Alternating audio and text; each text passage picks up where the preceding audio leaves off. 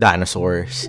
What kid didn't love these gargantuan prehistoric creatures? With this love came the marketability of an entire franchise only at Jurassic Park that revolved around the resurrection of an extinct group of reptiles, who then proceed to terrorize their new caretakers and escape their enclosures to disrupt pre-existing ecosystems.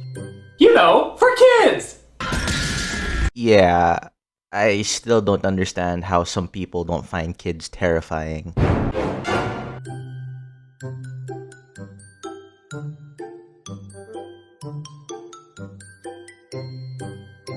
Jurassic World Dominion released last month, which marked the closing of the World Trilogy. These three movies set out to evolve the Jurassic franchise in order to foster the love of dinosaurs to a new, younger audience.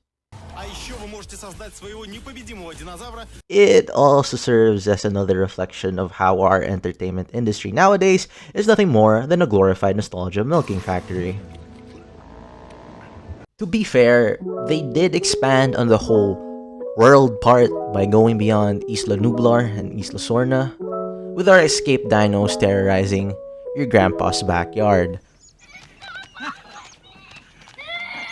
But we're not here to criticize the commodification of a simpler time, when we here at Nytesiege are trying to hijack the algorithm with some dino-themed content.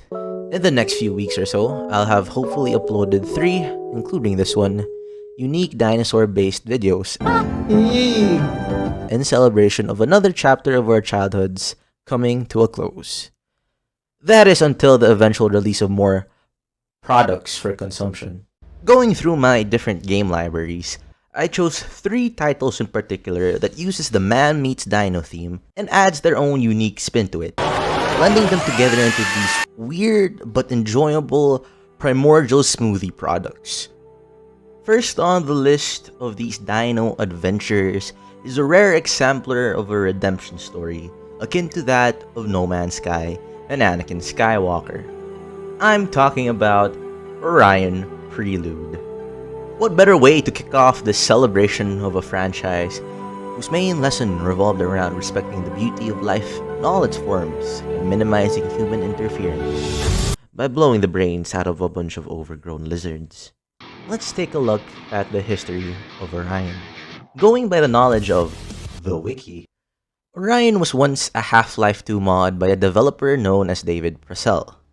The aptly named Orion Source still has a trailer up, which is pretty rough.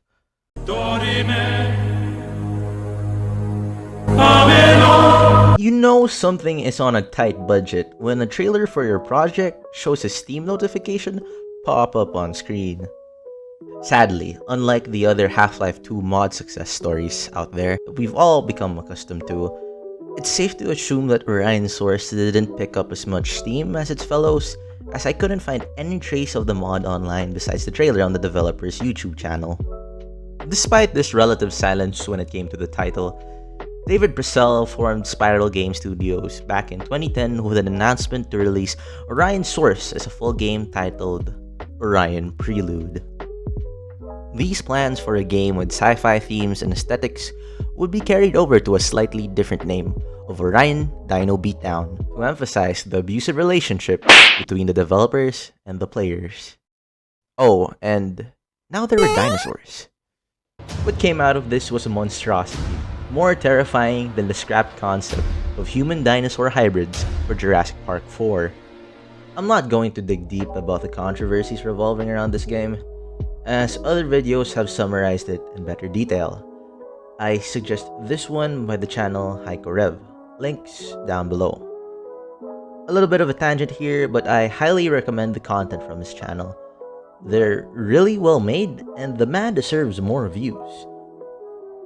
TLDR for you lazy viewers out there, the game was a mess, and not a hot mess like most Jurassic fans are whenever they see some Claire mommy posting. Nice. From bugs that require an exorcism by Raptor Jesus, stolen assets which include those from an arguably better made game, and a lot of negative reviews, Beatdown was going towards a downward spiral. For some reason, instead of fixing the game, Spiral decided to make a pseudo-sequel to Beatdown, which was released in 2013 under the name of Orion Dino Horde. This was basically nothing more than a glorified update for Beatdown. Miraculously, however, Horde was able to increase the player base through the developer's hard work, dedication, and a significant decrease in its price.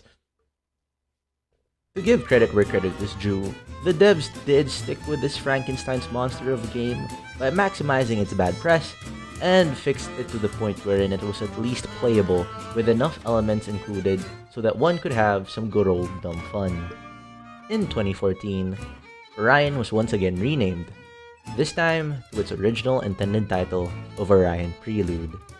After an extremely bumpy 3 years, Orion was able to somewhat attain what it set out to do when it first showed the world what a balls-to-the-wall concept of Space Troopers versus Dinos could look like. A poetic ending to a product with deformities akin to that of European monarchs. Hello there!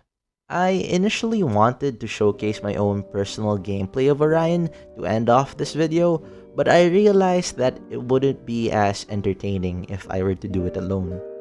So just like Orion Prelude itself, it looks like the completion of this episode will need some time, as well as the support of people who have nothing better to do. I'm calling on any Orion players out there. Orion players, rise up. Feel free to join me in hunting dinos as I stream on Twitch at twitch.tv/Nytesiege, or in-game as I'll be using public servers anyway. If you simply want to tune in for a laid-back session, I'm also down to just chat in between game, so make sure to bring your knowledge caps, especially on dinos for the theme of this month. This is King from Nytesiege, and I'll see you boys in the next Mass Extinction.